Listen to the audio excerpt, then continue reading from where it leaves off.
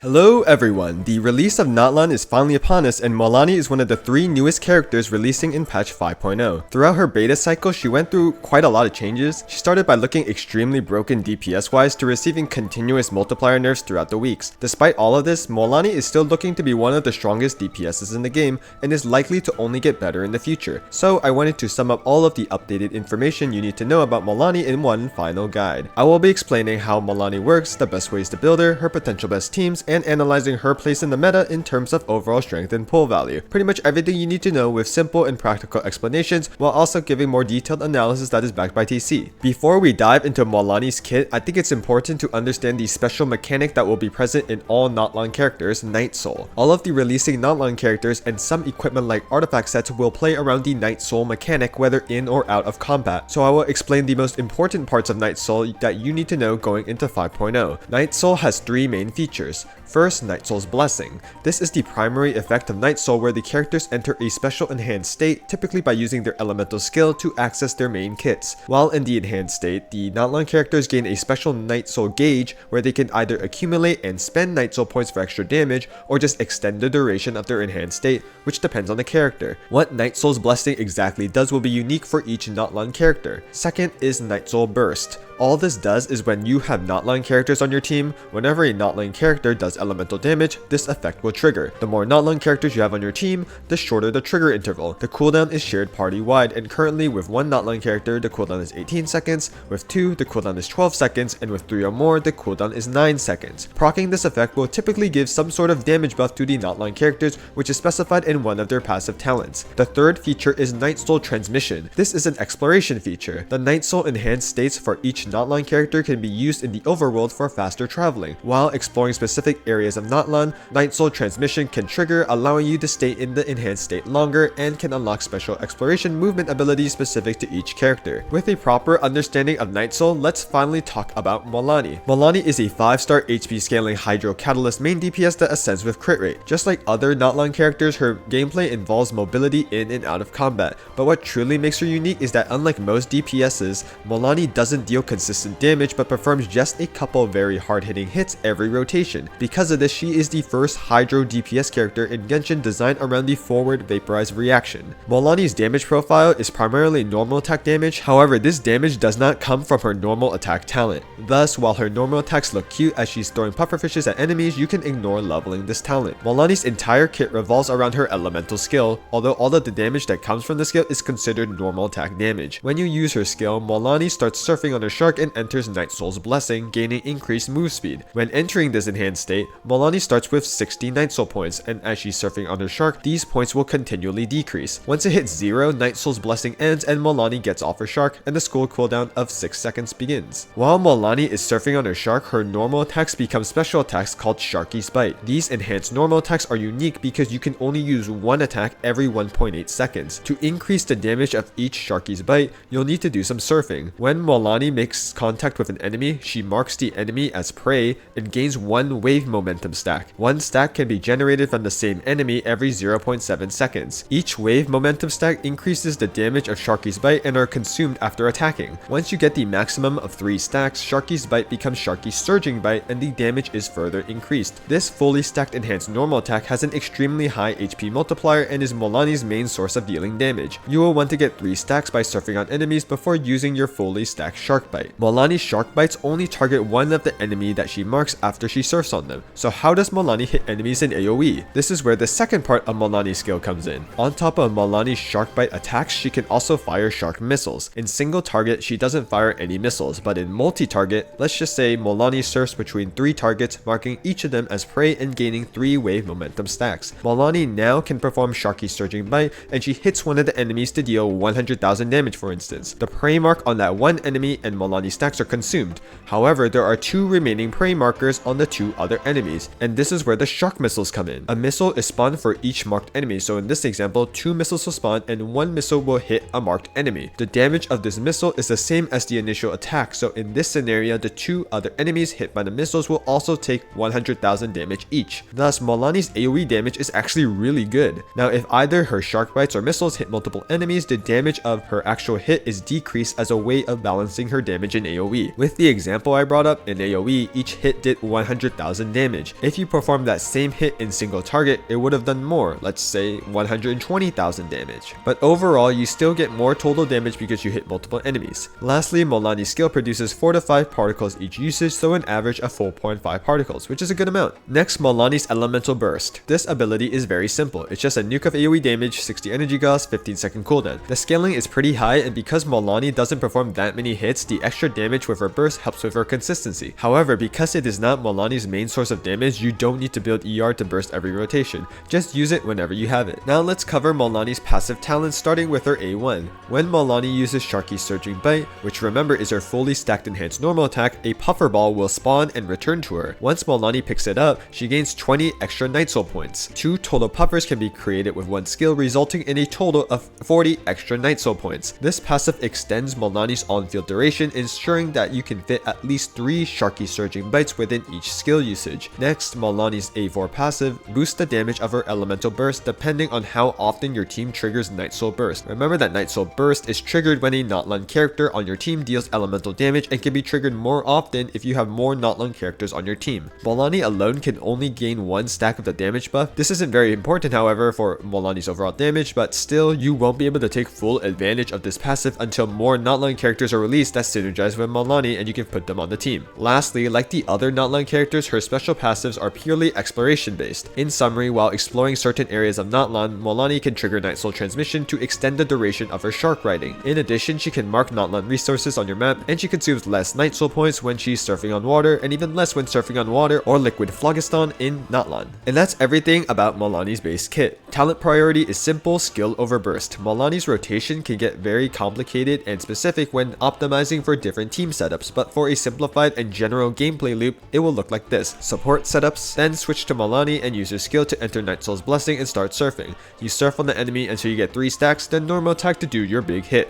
By collecting the floaters spawned through her A1, you can fit at least 3 Sharky Surging Bites. If you want to optimize, you can fit in an extra 1 stack Sharky's Bite. Once her enhanced state is over, loop back to your supports to refresh their skills, then go back to on-fielding with Mualani. You can choose to Mualani Burst if you have it, either before or after entering Nightsoul's Blessings. For longer rotations, you may need to only refresh some of your support skills before going back to Mualani. Let's go over Mualani's Constellations. C1 increases the damage of Mualani's first Sharky Surging Bite, her fully stacked attack, as well as any missiles this triggers. It also decreases her Nightsoul point consumption while not in combat, allowing you to surf longer in the overworld. C2 immediately gives Mualani 2 wave momentum stacks when she uses her skill and enters Nightsoul's Blessing. In addition, she will gain a wave momentum stack whenever she collects a floater generated from her A1 passive. Lastly, collecting 2 floaters will grant 12 additional Nightsoul points, increasing Mualani's Nightsoul's Blessing duration. Combining the extra stacks and the increased enhanced state duration, a C2 Mualani can fit in an extra fully stacked attack every skill usage compared to without it in both single target and AoE scenarios. C3 increases her skill talent level by 3, C4 gives Mualani extra energy when collecting her A1 floater, as well as increases her burst damage. C5 increases her burst talent level by 3, and lastly, C6 allows the extra damage given by her C1 to be applied to all of her attacks, not just the first one. Overall, aside from C4 and C5, Mualani has very strong constellations. Her biggest damage increases are looking to be ranked C6, then C1, then C2. Mualani has a lot of solid weapon options. Her signature is Surprise, her best in slot. Low base attack, which is fine for a pure HP scaler, and a lot of crit damage as a substat. The special passive gives extra HP and 48% normal attack damage as long as she vapes attacks. If you don't vape her attacks, each attack will decrease this damage bonus, so in teams outside of vape, this weapon will perform worse, but it will still be very good. For other 5-star weapons, the only one I would consider is Neuvillette's signature. You don't take advantage of the charged attack bonus, but you still get a lot of crit damage and some HP. For 4-star weapons, you have a ton of great options. The Battle Pass weapon, Sacrificial Jade, will be your best 4-star weapon. Crit rate, HP, and EM for vape are great stats. Since Mualani ascends with crit rate and her best artifact set will give crit rate, you will easily go over 100% crit rate with this weapon, so it may be difficult to run artifacts with very few crit rate substats. But even with this issue, Sacrificial Jade is still her best 4-star weapon. Another option is Witsith for the crit damage. Unfortunately, if you get attack percent from the passive, it's useless, so I personally would use other 4-star weapons over this, such as the free-to-play options. Before 5.0 release, Prototype Ember is fine.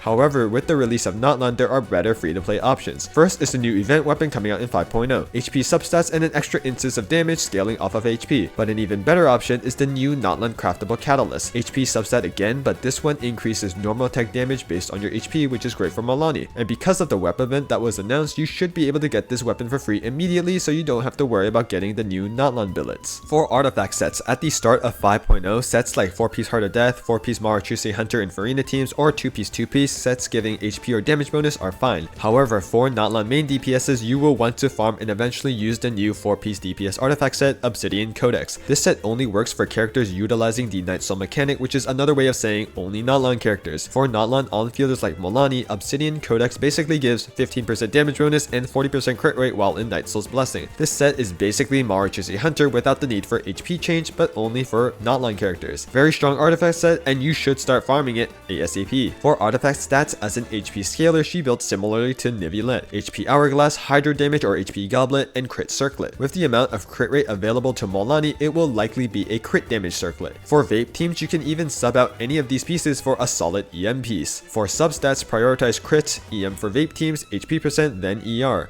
Although Mualani's burst is pretty good, it is not the main source of her damage. Thus, it is not worth specifically building enough ER to burst every rotation. While ER is nice to have as a substat, you don't need to worry about it and should just focus on the damage stats. Finally, let's cover Mualani's best team options. Because Mualani performs a few hits with high HP multiplier, she really wants to amplify this damage, and forward Vaporize is one of the best ways to achieve this. Thus, Vaporize teams will be some of Mualani's best teams. A very standard and safe Vaporize team is Mualani, Xiangling, Zhongli, and Kazuha. Mualani gains a lot of resistance to interruption while in her enhanced state already, but a shield is still very useful so she doesn't die to enemy attacks. In this specific setup, Xinyan can actually be used in Xiangling's slot as her self Pyro Infusion allows for a Pyro and Hydro Swirl from Kazuha. It is a cool use case for Xinyan, but overall Xiangling would just be a better choice as you can do the same type of swirling mechanic with Guoba along with having an extra Pyro Nado. And yes, Xinyan does give a shield, so you technically don't need Zhongli. However, Xinyan's shield is pretty weak, so you will lose the defensive utility and the extra Pyro application from Xinyan's shield. Some other solid alternatives are Yelan or Mona instead of Kazuha to buff Mualani. These options are good if you don't want to worry about specific VV setups. Mualani's Shark Bites do proc Yelan's burst, and due to Yelan's coordinated attacks being slow, they will hit an enemy after Mualani hits her attacks, so she won't be stealing vapes from Mualani. Another great version of Vaporize teams is adding Dendro to the mix, allowing for Burn-Vape teams with Mualani. With the addition of Burning, Emily will be a solid option. And your source of Pyro application doesn't have to be Xiangling, as Dea and Toma will also work as options with Burning. Although they are worse than AoE, they do bring defensive utility, which can be nice. For the last slot, I would recommend either Zhongli or Kachina as a general buffer. If you don't have Emily, Nahida is a fine substitute here because of her EM buff. However, you will have to be careful with self-burning with Nahida, as Mualani will be running into enemies while surfing, so make sure you don't accidentally let Mualani die to self-burning. If you have both Emily and Nahida, one option is running a double Dendro team with one off-field Pyro like Toma or Dea, so you can have some defensive utility. Another option is pairing Mualani with Farina, Xiangling, and Baiju. With Farina, you make the team damage a bit more spread out and have burning uptime for vaping Mualani. The Mualani vapes in this team can be inconsistent in single target, but the team should function very well in AoE. If you don't want to deal with vaporized teams, Mualani still has some other team options. Since Mualani's multipliers are innately high, she works perfectly fine in a mono Hydro team, for example with Farina in either Seedween or Kokomi. For the last slot, you can run either Kazuha for VV and his damage bonus, or Kachina as a solid buffer with the new 4-piece natlan support set. There are other team comps that can work with Mualani like Bloom and Electrocharged. They work, but will generally be worse than the other team options that I mentioned, as these teams don't really buff Mualani's damage and just use her as a Hydro unit dealing damage. To conclude this Mualani guide, I wanted to share my analysis on her place in the meta in terms of overall strength and pull value. Even with all the nerfs she received during the beta, Mualani on 5.0 release is still looking to be a top tier DPS numbers wise. To visualize her team strength, here are some calcs done by vomfee, a theory crafter who closely covered Mualani throughout her entire beta cycle. He did a lot of great TC work on Mualani, so big shout out to him. Link to his Twitch and Discord are in the description. As always, keep in mind that these are pre-release calcs, so they are subject to change after in-game testing. The calcs include many different team comps with theoretical optimized rotations for each team, so feel free to pause if you want to take a closer look. I think the main takeaway from these calcs is that Mualani's teams do a good amount of damage. The exact numbers depend on a lot of factors like rotation time, but some lean closer to 60k DPS, which is solid, while some are over 70k DPS, which to me indicates that Mualani is a top tier DPS. But although numbers wise she is promising, there are some potential practical gameplay issues with with Mualani. First is her bursty nature of damage. Since Mualani only has a few hits per rotation, you will lose significant damage if you don't set up vapes properly or miss a crit. In addition, she is prone to overkilling enemies where you can waste damage. For instance, if she does an attack and does 300,000 damage that kills an enemy and that enemy only has 200,000 health, you're losing 100,000 damage. With only a few hits, this affects Mualani more than DPS units that deal consistent damage. In addition, Mualani may feel clunky to play. The gameplay of surfing on the enemies and waiting for 3 stacks before launching one singular attack can be awkward for people, though we will have to wait for Mualani's release to get a real feel for her gameplay. However, the biggest thing limiting Mualani's strength is not her kit at all, but her teammates. Though she has several choices for her vape teams, the general best option for pyro application is Xiangling, and unfortunately Xiangling greatly hinders the potential strength of Mualani teams. Her ER requirements are extremely high, and Mualani's teams have to be designed around the 22nd rotation of Pyronado. Thus, Mualani's power level is currently being limited by the restrictions that Xiangling brings with team building. However, it is very possible that Mavuika, the Pyro Archon, will be able to replace Xiangling for off-field pyro application. If she is able to do so without energy requirements, Mualani's teams will get a massive buff. Another potential improvement may come from Shilonin, which is very likely to be an extremely strong buffer that can utilize the new 4-piece Natlan support artifact set. If this is true, Mualani's teams will get another big buff. So even though Mualani's teams still look to be strong in 5.0, it is very likely that she will get even stronger as future Natlan units are released. Lastly, I think a lot of people are wondering whether or not Mualani is better than Neuvillette, as they are both 5-star Hydro Catalyst main DPSs that scale off HP. And I think the best answer to this question is this: if you consider gameplay comfort as an important part of a character's strength, Neuvillette is better. He is one of the easiest DPSs to play and still does a lot of consistent damage. He is the most comfortable DPS in the game by far. In terms of damage numbers and calculations, however, Mualani is very competitive with Neuvillette in both single target and AoE, and in many cases her cheat damage just looks to be higher. So if you're fine with Mualani's gameplay style and want to deal big bursts of damage, then Mualani will be a great carry. She's ultimately another top tier DPS you can pull that will likely get stronger as more Natlan units are released. That's everything I wanted to cover about Mualani. I hope this guide and analysis was helpful to you all in giving you a better understanding of everything related to Mualani. If you have any questions, feel free to leave them in the comments, like and subscribe to the channel if you enjoyed the video and want to see more guides like this on future characters. Also, I have a small Discord server, so if you want to just discuss about Genshin, ask any questions, or just chill, feel free to join. For all of you planning on wishing, I wish you all the best of luck on your Mualani pulls.